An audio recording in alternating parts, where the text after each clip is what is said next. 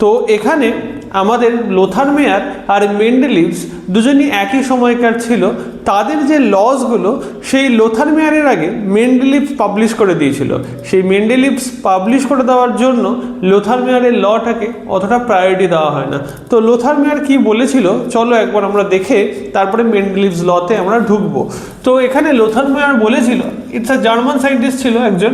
তো এখান থেকে কোশ্চেন আছে যে কোনখানকার scientist, it's a German scientist. সে কী করেছিল, সে plotted a graph atomic volume আর অ্যাটমিক ওয়েট। তাহলে অ্যাটমিক ভলিউম আর ওয়েট, তাহলে আমরা ডেনসিটির ফর্মুলা কি জানি, তাহলে ডেনসিটির ফর্মুলা জানি হচ্ছে গিয়ে মাস বাই ভলিউম। তাহলে আমরা যদি মাস বাই ভলিউম রেশিও করি তাহলে আমরা কি পাবো, ডেনসিটি। তাহলে অ্যাটমিক ডেনসিটি অনুযায়ী উনি সাজিয়েছিল। তো সেই অনুযায়ী উনি দেখছিল যে এই ওয়াই অ্যাক্সিসটা অ্যাটমিক ভলিউম দেখাচ্ছে আর অ্যাটমিক ওয়েটটা হচ্ছে কি এক্স অ্যাক্সিস। তাদের যে গ্রাফ উনি প্লট করেছিল, উনি বলেছিল যে এই পিকে যে এলিমেন্টগুলো থাকবে তাদের ক্যারেক্টারিস্টিক্স সেম, বা এখানে যে ক্যারেক্টার্সগুলো আছে মানে এখানে যে এলিমেন্টগুলো আছে তাদের ক্যারেক্টারও এখানের সঙ্গে সেম হবে। তো এই লোয়েস্ট ডাউনে মানে ক্রেস্ট আর একটা ট্রতে যেগুলো থাকবে তো সেগুলো তো কি থাকবে, এ বি সি তিনটে যেটা থাকবে সেটাও আমাদের এদের ক্যারেক্টারিস্টিক সেম হবে। এগুলো ট্যাবুলেশন ফরম্যাটে বুঝতে যতটা সুবিধা, এরকম গ্রাফিক্যাল রিপ্রেজেন্টেশন দিলে আরও সেটাকে কমপ্লিকেটেড করে দিচ্ছে। তো সুতরাং এই কমপ্লিকেশনস নিয়ে তো আমরা পিরিয়ডিক টেবিল তৈরি করব না, যাতে আমরা খুব সহজে বলে দিতে পারি কোন এলিমেন্টের ক্যারেক্টারিস্টিক্স, তার ফিজিক্যাল ক্যারেক্টারিস্টিক্স, তার কেমিক্যাল ক্যারেক্টারিস্টিক্স সমস্ত কিছুই আমরা যাতে বলে দিতে পারি। তো সেই কারণের জন্যই আমরা এই চেষ্টাটা করছি। তো আমাদের ট্যাবুলেশন ফরম্যাটটাই বেশি বেটার ছিল।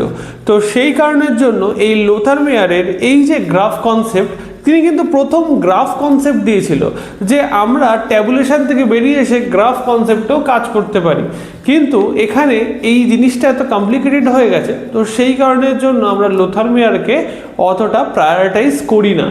এরপরে আমরা পড়ব মেন্ডেলিভস ল অফ পিরিয়ডিক টেবিল। তো তার আগে তোমরা এটাকে নোট ডাউন করে নাও। তা আফটার দ্য লোথার মেয়ার আমরা এখানে জানবো মেন্ডেলিভস পিরিয়ডিক টেবিল। এই মেন্ডেলিভস পিরিয়ডিক টেবিলে তার লটা কি ছিল, তিনি বলেছিলেন the physical and chemical properties of an elements are the periodic function of the atomic weight. ঠিক অ্যাজ আ এক্সাম্পল আমরা ম্যাথে কীরকম করি, Y equal to F function of X, তার মানে কি এক্সটা হচ্ছে গিয়ে ওয়াই এর ফাংশন। তো সেই রেসপেক্টে দাঁড়িয়ে এখানে কি বলছে, the physical and chemical properties of an element. তার মানে একটা এলিমেন্টের ফিজিক্যাল অ্যান্ড কেমিক্যাল প্রপার্টিজটা তার অ্যাটমিক ওয়েটের সঙ্গে ফাংশনে থাকবে। তার মানে কি না, পিরিয়ডিক ফাংশনে থাকবে। তো এই জিনিসটাই আমাদের এখানে মেন্ডেলিভস বলেছিল। তো মেন্ডেলিভস তখনকার সময় একটা পিরিয়ডিক টেবিল ডিসকভার করেছিল বা লিখেছিল। তো সেই জিনিসটা আমাদের সব জায়গায় কিন্তু অন্য রকমভাবে দেওয়া থাকে, ভীষণভাবে এডিটেড হয়েছে। কেননা আমি যখন উইকিপিডিয়াতে সার্চ করি তো সেই উইকিপিডিয়াতে আমাদের রাশিয়ান সায়েন্টিস্টের অনুযায়ী এখানে রাশিয়ান ওয়ার্ডসে দেওয়া আছে, কিন্তু আমরা সেটা জানি না বা আমরা সেটা বুঝতে পারি না।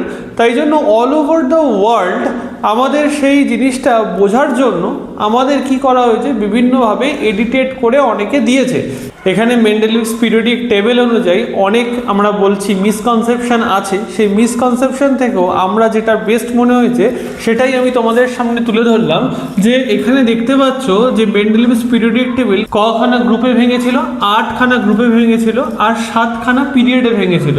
তাহলে আমরা ভার্টিক্যাল কলম, তাহলে ভার্টিক্যাল কলম কটা দেখতে পাচ্ছি, COLOM ভার্টিক্যাল কলম দেখতে পাচ্ছি আমার কাছে 8টা আছে। আর এখানে হরাইজন্টাল কলাম কটা আছে, কলাম আছে হচ্ছে গিয়ে 7টা। তো এই ভার্টিক্যাল কলাম 8টা আর হরাইজন্টাল কলাম হচ্ছে গিয়ে 7টা। তো এইটা নিয়ে আমাদের পিরিয়ডিক টেবিল শুরু হয়, যেটাকে না আমরা এই ভার্টিক্যাল কলামকে আমরা বলে থাকি গ্রুপ। তখনকার সময় কিন্তু 8খানা গ্রুপ হয়েছিল। আর হরাইজন্টাল কলাম মানে হচ্ছে গিয়ে এইটাকে আমরা পিরিয়ড বলে থাকছি। তাহলে এটাকে কি বলে থাকছি, এটাকে আমরা বলে থাকছি পিরিয়ড কত আছে, 7টা। তাহলে এই যে এই জিনিসটা, তাহলে এইটা হচ্ছে কি আমাদের কাছে পিরিয়ড, আর এই জিনিসটা আমাদের কাছে হয়ে গেল কলাম, যেটাকে আমরা বলে থাকছি গ্রুপ। তাহলে রো আর কলাম এই দুটোকে নিয়ে আমাদের তৈরি হচ্ছে গ্রুপ আর পিরিয়ড। তো এইখানে যে জিনিসটা বলা হয়েছে যে এই যে গ্রুপ আছে সেই গ্রুপকে এখানে দুটো ভাগে ভাগ করা হয়েছে সাব গ্রুপে। তাহলে সাব গ্রুপগুলো কী কী ছিল? সাব গ্রুপ ছিল এ একটা ছিল, আর একটা ছিল হচ্ছে গিয়ে বি। তাহলে এ আর বি সাব গ্রুপের মধ্যে অনেক এলিমেন্ট কিন্তু দেওয়া হয়েছে, কিছু কিছু জায়গা দেখবে ফাঁকা আছে। এবার কেন ফাঁকা আছে সেটাই আমরা আস্তে আস্তে জানবো। তো এইখানে পিরিয়ড, এই পিরিয়ডের মধ্যে 7টা পিরিয়ড তখন ডিসকভার হয়েছিল। তখন আমরা যদি গ্রুপ আর এখানে সাবগ্রুপের মধ্যে যদি ভাগ করতে যাই, তাহলে গ্রুপ আর সাবগ্রুপের মধ্যে ভাগ করলে কি পাওয়া যাবে? তাহলে গ্রুপ বা সাবগ্রুপের মধ্যে যেটা পাওয়া যায় সেটা হচ্ছে গিয়ে সিমিলার প্রপার্টিস পাওয়া যাবে। তাহলে এলিমেন্টদের মধ্যে সিমিলার প্রপার্টিস তাহলে কোথায় পাচ্ছি? না সাব গ্রুপের মধ্যে পাচ্ছি। তাহলে গ্রুপের মধ্যে কি পাবো? না এখানে পাবো হচ্ছে গিয়ে সিমিলার ভ্যালেন্সি। তো এই জায়গায় দাঁড়িয়ে এখানে মেন্ডেলিভস অ্যাকচুয়ালি যেটার উপর কাজ করেছিল সেটা হলো হচ্ছে গিয়ে প্রত্যেকটা এলিমেন্টকে দিয়ে অক্সাইডস বানিয়েছিল। তো অক্সাইডস যাদের যাদের সেম ছিল তাদেরকে অনুযায়ী এখানে রাখা হয়েছে। অ্যাজ আ এক্সাম্পল তুমি দেখে নাও, এখানে ক্যালসিয়াম অক্সাইড, ম্যাগনেসিয়াম অক্সাইড। এবার ক্যালসিয়াম আর ম্যাগনেসিয়াম অক্সাইডের ভ্যালেন্সি কি? এখানে হচ্ছে গিয়ে 2। তো সেই কারণে এখানে ক্যালসিয়াম আর ম্যাগনেসিয়ামের দেখো এখানে আছে। আবার দেখো এখানে Na2O হয়, আবার এখানে কি হচ্ছে K2O হয়। তাহলে Na আর K এখানে এরকমভাবে রাখা হয়েছে। তার মানে এই অক্সাইডস ফরমেশনের পর ভ্যালেন্সি অনুযায়ী তিনি এই মেন্ডেলিভস পিরিয়ডিক টেবিল কি করেছিল? পিরিয়ডিক টেবিলে গ্রুপকে ভ্যালেন্সি অনুযায়ী সাজিয়ে দেওয়া হয়েছিল, আর সাব গ্রুপকে সাজানো হয়েছিল তাদের সিমিলার প্রপার্টিস অনুযায়ী। কিন্তু এখানে অনেক এলিমেন্টকেই একসাথে রাখা হয়েছে, এটাও কিন্তু নোটিসেবল। এটা ফার্স্ট এমন একটা জিনিস যেটা কিনা আমাদের এখানে সবথেকে বেশি কেন মেন্ডেলিভস পিরিয়ডিক টেবিল হিট করেছিল সেটা যদি আমি বলতে চাই, তখনকার সময় প্রায় ধরে নাও 63 এলিমেন্টসের মতো ডিসকভার হয়েছিল। কিন্তু 63 এলিমেন্টসও এখানে কিন্তু মেন্ডেলিভস লিখে দিয়েছিলেন। আর এই জিনিসটায় আরও একটা জিনিস অবজারভেবল জিনিস, এই ভার্টিক্যাল মানে হচ্ছে কি তুমি যদি এদিক থেকে এদিকে যাও, পিরিয়ড অনুযায়ী তুমি যদি যাও, তাহলে এখানে লেফট থেকে তুমি যদি রাইটের দিকে যাও, তাহলে লেফট থেকে রাইটের দিকে যেটা জেলে দেখা যাবে সেটা মেটাল থেকে নন মেটালে কনভার্সন হচ্ছে। তাহলে মেটাল থেকে যেহেতু নন মেটাল কনভার্সন হচ্ছে, তাহলে খানিকটা হলেও পিরিয়ডিক টেবিলকে এগোনো গেছে। সেই কারণের জন্য মেন্ডেলিভ টেবিলকে অ্যাকসেপ্ট করা হয়েছিল। তোমরা এটাকে নোট ডাউন করে নাও, তারপরে আমরা নেক্সট টপিকটা পড়বো। আমরা এই যে মেন্ডেলিভ টেবিল পড়ছি, এই মেন্ডেলিভস পিরিয়ডিক টেবিলে কি কি প্রপার্টিজ আছে বা কি কি ডিমেরিটস আছে বা কি কি মেরিটস আছে সেটা আমরা পড়ব। তো ফার্স্ট মেরিট হচ্ছে গিয়ে প্রথম জিনিসই 63 এলিমেন্টকে এই পিরিয়ডিক টেবিলে প্লেস করা হয়েছিল। তো পিরিয়ডিক টেবিলে প্লেস করা হয়েছিল। তো সেকেন্ড হচ্ছে গিয়ে এদের সাজানো হয়েছিল অ্যাটমিক অনুযায়ী, অ্যাটমিক ওয়েট অনুযায়ী, তাদের সিমিলার প্রপার্টিস অনুযায়ী, সিমিলার প্রপার্টিস। তাহলে এরা কি? তাহলে properties, similar properties directly proportional. তাহলে কি এটা অক্টেভ রুলস মানছে? একদমই না। কেন না? উনি বলেছিলেন অ্যাটমিক ওয়েটটা তাদের রেগুলার ইন্টারভ্যাল, একটা স্পেসিফিক ইন্টারভ্যালে ইনক্রিজ করবে বা ডিক্রিজ করবে, সেই অনুযায়ী তাদের সিমিলার প্রপার্টি শো হবে। তো এই জিনিসটা খুব ইম্পর্টেন্ট। এখানে অ্যাটমিক ওয়েটের সঙ্গে সিমিলার প্রপার্টিস থাকাটা খুব প্রয়োজনীয়। 3 নম্বর হচ্ছে গিয়ে পিরিয়ডিক টেবিলে কিছু কিছু অ্যামাউন্টে গ্যাপ থেকে গেছে। যেরকম এই জায়গাগুলো, যেমন ধরো এখানে এই জায়গাগুলোতে গ্যাপ পজিশন ছেড়ে গেছে। সেই গ্যাপ পজিশানে তখন কি বলা হচ্ছে, ধরে নাও এখানের সঙ্গে এইটার সঙ্গে এখন এরকম প্রপার্টিস দেখাচ্ছে সেম, তো সেই জন্য একই ঘরের মধ্যে রাখা হয়েছে। কিন্তু এরকম এলিমেন্ট দেখা গেছে যেগুলোর অ্যাটমিক ওয়েট এদের সঙ্গে বিশাল হাই। তো এর মাঝেও কোনো এলিমেন্ট থাকতে পারে সেই কারণের জন্য তার টেবিল যাতে গন্ডগোল না হয় সেই কারণের জন্য উনি গ্যাপ ছেড়ে দিয়ে গেছে, যদি কোনো সময় ওই এলিমেন্ট ডিসকভার হয় তাহলে এখানে যেন সেটাকে পুট করা যায়। তাহলে এখানে পিরিয়ডিক টেবিলে কি থাকবে, তাহলে পিরিয়ডিক টেবিলে মেন্ডেলিভস পিরিয়ডিক টেবিলে গ্যাপ প্রেজেন্ট ছিল। এই গ্যাপ প্রেজেন্সের জন্য কেন হয়েছে না, ওই অ্যাটমিক ওয়েটটা মানে হচ্ছে কি এই অ্যাটমিক ওয়েটটা তো পাওয়া যায়নি তখনও, একটা হাইয়েস্ট একটা ডিফারেন্স পাওয়া যাচ্ছে, তার মানে ওর মাঝে যদি এলিমেন্ট থাকে সেই এলিমেন্টকে যাতে আমি এখানে বসাতে পারি সেই কারণের জন্য এখানে করে দেওয়া হয়েছে। 4th নম্বর পয়েন্ট হলো এখানে প্রেডিক্ট দ্য এলিমেন্ট, বলা যেতে পারে ফিউচার এলিমেন্ট। তখনও কিন্তু সেই এলিমেন্ট ডিসকভার হয়নি, সেই এলিমেন্টের উনি নাম কি দিয়েছিলেন, একটার নাম দিয়েছিলেন হচ্ছে গিয়ে যে একা সিলিকন কেন দিল, বা একা অ্যালুমিনিয়াম, সবার আগে আমি অ্যালুমিনিয়ামটাই লিখছি, একা অ্যালুমিনিয়াম কেন দিল, দেখো অ্যালুমিনিয়ামের নিচের দিকে এরকম গ্যাপ আছে আর সিলিকনেরও নিচের দিকে এরকম গ্যাপ আছে, তাই জন্য এখানে নাম দিয়েছিলেন তিনি একা সিলিকন। তাহলে একা সিলিকন যেটা আর একা অ্যালুমিনিয়াম যেটা, তার আমরা কিছুই জানতাম না জানতাম আমরা প্রপার্টিজ, অ্যাটমিক ওয়েট, কিচ্ছু না, নাথিং, রিফ্র্যাক্টিভ ইন্ডেক্স থেকে শুরু করে কিছুই জানতাম না, কিন্তু তিনি প্রেডিক্ট করে গেছিল। কিন্তু সেটা আজকের ডেটে দাঁড়িয়ে এটাকে আমরা বলে থাকি গ্যালিয়াম। তাহলে গ্যালিয়াম এটা, আর এটা হচ্ছে গিয়ে জার্মেনিয়াম, তাহলে এটা হচ্ছে গিয়ে জার্মেনিয়াম। তাহলে গ্যালিয়াম আর জার্মেনিয়াম এই দুটো এলিমেন্টকেই আগে থেকে ডিসকভার করে গিয়েছিলেন, প্রেডিক্ট করেছিলেন। কিন্তু এটা তো একটা রুলস নয় যে আমরা প্রত্যেকটা সায়েন্টিস্ট বা প্রত্যেকটা সায়েন্সের রুলই হচ্ছে গিয়ে আগে আমরা অবজার্ভ করব, রিসার্চ করব, আমরা সেটাকে প্রপারলি এক্সিকিউট করব, তারপরে আমি গিয়ে তার নাম দিতে পারি বা সেই জিনিসটাকে অ্যাকচুয়ালি বলতে পারি। কিন্তু আমি তো আর ফিউচার অ্যাডভাইজার নই যে আমরা এটাকে আগে থেকেই বলে দেবো যে এই এলিমেন্টটা এরকম হতে চলেছে, হ্যাঁ এটা মিলে গেছে ঠিকই, কিন্তু আমাদের এটা রুলের মধ্যে পড়ে না। সেই কারণের জন্য এই predict the elements of the future table in the Mendeleev's periodic table এর যে একটা কনসেপ্ট ছিল সেটা কিন্তু এখানে একটা ডিমেরিটসের পথে চলে যায়। তোমরা এটাকে নোট ডাউন করে নাও, তারপরে আমরা এর নেক্সট পার্টটা পড়ব।